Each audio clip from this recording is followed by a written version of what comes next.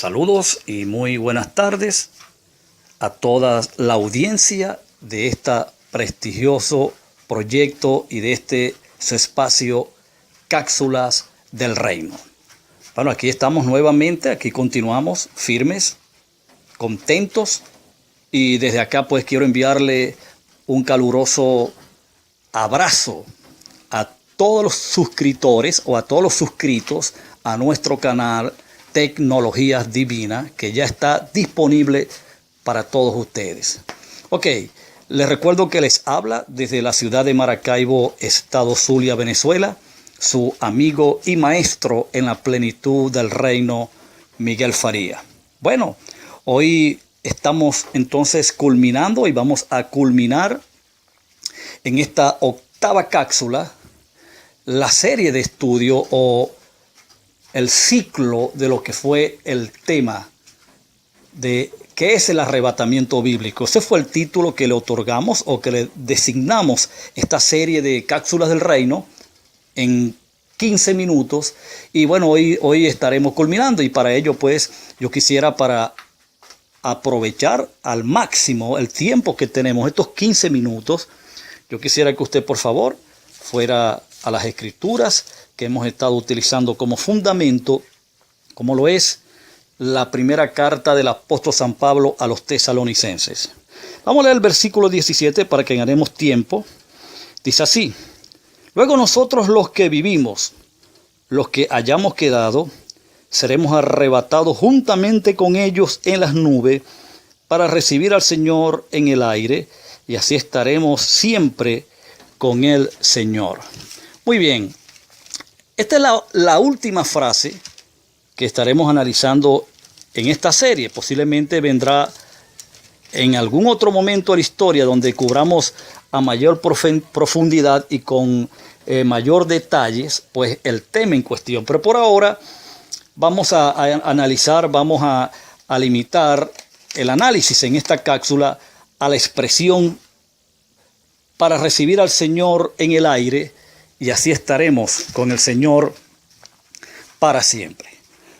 Lo primero que quiero que vea, como buen estudioso bíblico que usted es, y si no lo había hecho hasta ahora, pues ya creo que debe responsabilizarse, primero en entender de que una mera lectura lo que solamente te asegura es el inicio de un estudio, no el estudio como tal.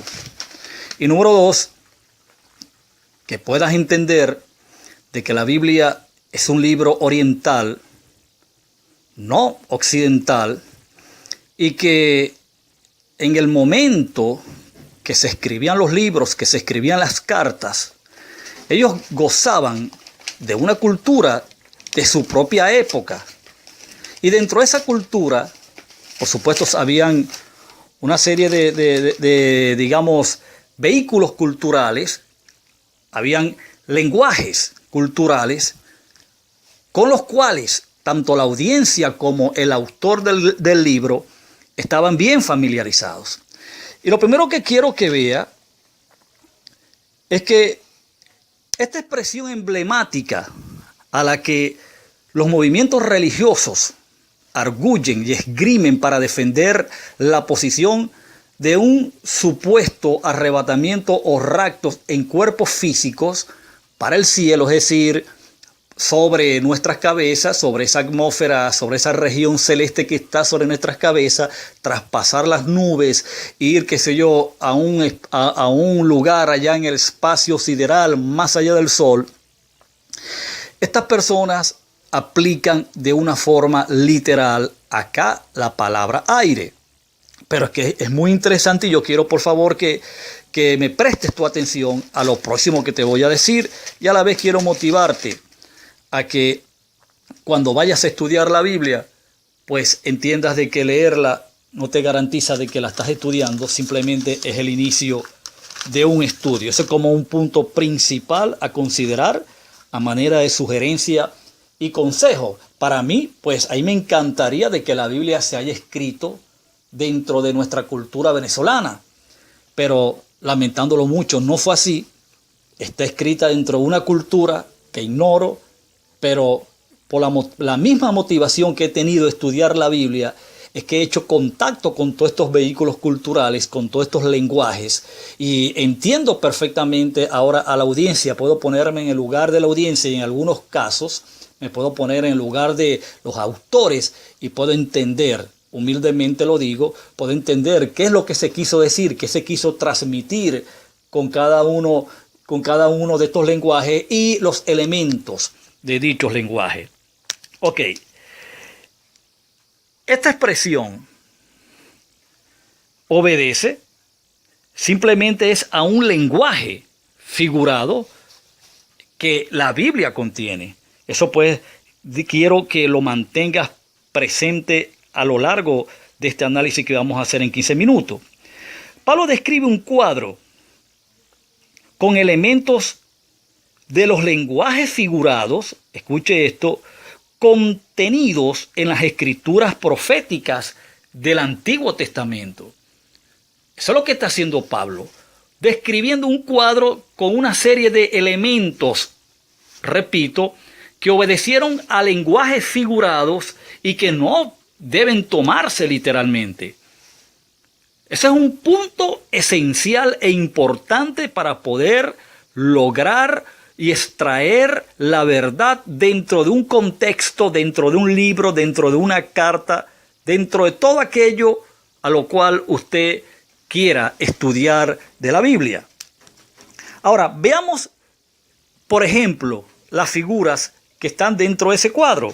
Aparece la palabra cielo, la palabra nube, la palabra arcángel, la palabra trompeta, la palabra voz de mando y la célebre palabra emblemática aire. Entonces, de aquí pues yo parto en decir que quienes fuesen las audiencias y el autor de la carta estaban perfectamente familiarizados con estos lenguajes, por eso es que no se hacen preguntas. Ahora, cuando el apóstol utiliza la palabra aire, él la vuelve a utilizar por segunda vez en el libro de los Efesios, pero ya vamos a ir para allá. Yo quiero ahora hacer mención a uno de los, digamos, elementos, herramientas de estudio para poder entender las escrituras correctamente. Yo quiero que entiendas que en la tipología hebrea hay una serie de ejemplos donde se utilizan elementos del mismo universo y cada elemento tiene una aplicación o tuvo una aplicación a la vida, al diario vivir, a las personas, a la nación, a las tribus de Israel, por así decirlo, a los juicios, a los tratos de Dios. Cada elemento de ello tenía una aplicación a esto, como por ejemplo, en la tipología hebrea se utiliza la palabra cielo, aire y tierra para describir al hombre, al ser humano. El cielo, utilizado como tipo del espíritu del hombre. El término aire se utilizó en la tipología hebrea para describir la parte del alma, ya sea la voluntad, la mente o las emociones. Y el término tierra se utilizó para describir el cuerpo físico. Ahora, cuando Pablo utiliza nuevamente el término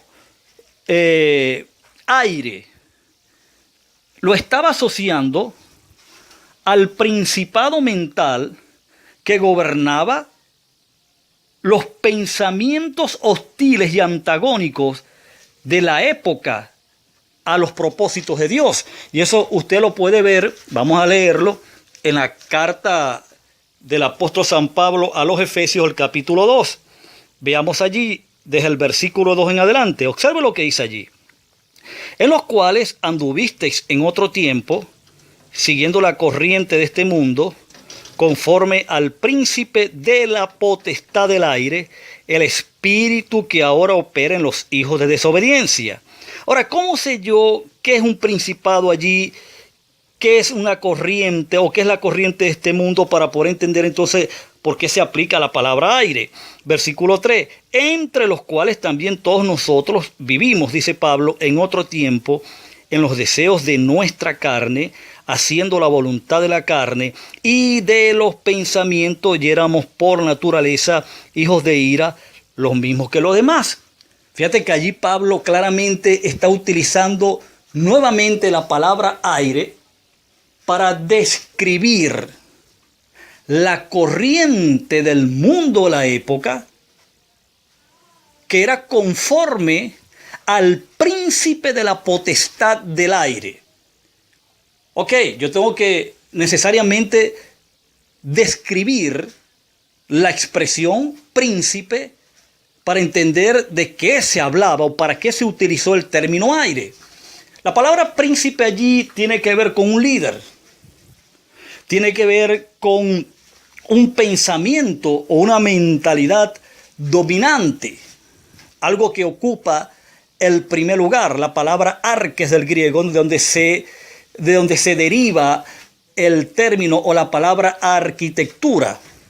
Es decir, había allí algo que predominaba, había un pensamiento que marcaba la pauta.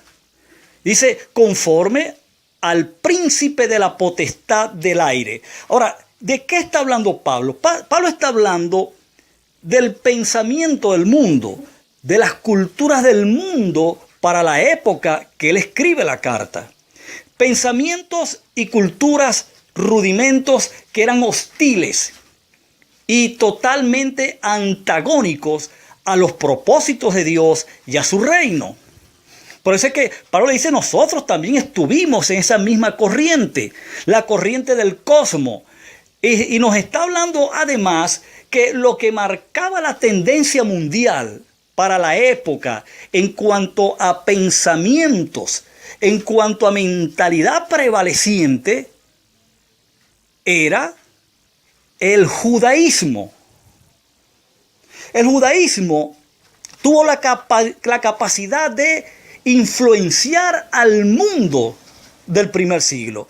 De hecho, cuando usted ve la mujer de Apocalipsis capítulo 17, vestida como un sumo sacerdote, está describiendo a la Jerusalén de los días de Pablo, a la Jerusalén de los días de los apóstoles, a la Jerusalén de los días de Cristo, que era la Babilonia, porque era la que estaba confusa, porque fue quien mató al Señor. Hizo una serie de crímenes que pues nos tocará tocar en otro tema. Pero está describiendo a esta mujer y dice que ella estaba sentada sobre este monstruo escarlata, sobre este dragón, estaba sentada sobre él, y luego pasa el ángel a dar entendimiento de lo que esa mujer representaba y dice, esta mujer es la que reina sobre los reyes de la tierra. Escuche, no es verdad que era el Vaticano, porque el Vaticano no existía para la época. Se está describiendo es a la Jerusalén del primer siglo, que a través de el judaísmo había influenciado al mundo de aquel entonces. Entonces, ¿de qué estamos hablando? Considerando la figura de la tipología hebrea, considerando que la palabra aire allí describe, es el aspecto almático, el aspecto de la mente. Se está hablando de que Cristo iba a descender del cielo del espíritu del hombre hacia el alma, hacia los pensamientos, para comenzar a tener control de ellos y así establecer la mente de Cristo en el hombre, en la iglesia, para que de esta manera entonces comenzase la transformación del hombre en el hombre interior por el Espíritu.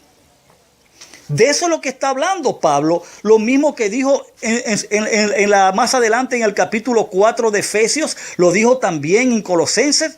Pablo habló de la transformación del alma. Pablo habló de que en el hombre interior, el ser humano iba a ser transformado de gloria en gloria por el Espíritu. Pero para ello había que cambiar esa mentalidad judaizante, había que cambiar esa mentalidad habituada a los rudimentos del mundo, esa mentalidad carnal, esa mentalidad enemiga de Dios, había que cambiarla. Tenía que ser iluminada, y esto solamente lo podía hacer Cristo descendiendo del cielo del espíritu del hombre, su presencia cayendo e iluminando la mente, y de esta manera pues los pensamientos comenzaban a ser cambiados por los pensamientos correctos, por los pensamientos del reino, y entonces la iglesia comenzaba a evolucionar, a ser transformada a la imagen del que la crió. Esa es la realidad, amada plena reyes y reina, con respecto a este tema del arrebatamiento. Eso es lo que el término arrebatamiento en sí estuvo describiendo. No es nada, absolutamente nada, que tenga que ver con que cuerpos van a volar, porque es totalmente erróneo, no es verdad, sino que simplemente la palabra arrebatamiento lo que estuvo describiendo fue sencillamente una transformación, o lo que es igual a lo que sería la resurrección de quienes estaban vivos físicamente, que era una resurrección interior en el espíritu, y que iba evolucionando hasta llegar a ser la imagen del que la crió, es decir, la imagen de Dios mismo. Muy bien, de esta manera pues el tiempo se agotó. El tiempo que me queda es para darle gracias por su paciencia y por estar allí presente. Será hasta el próximo tema que estaremos entonces grabando y subiendo al canal. Bendiciones para todos.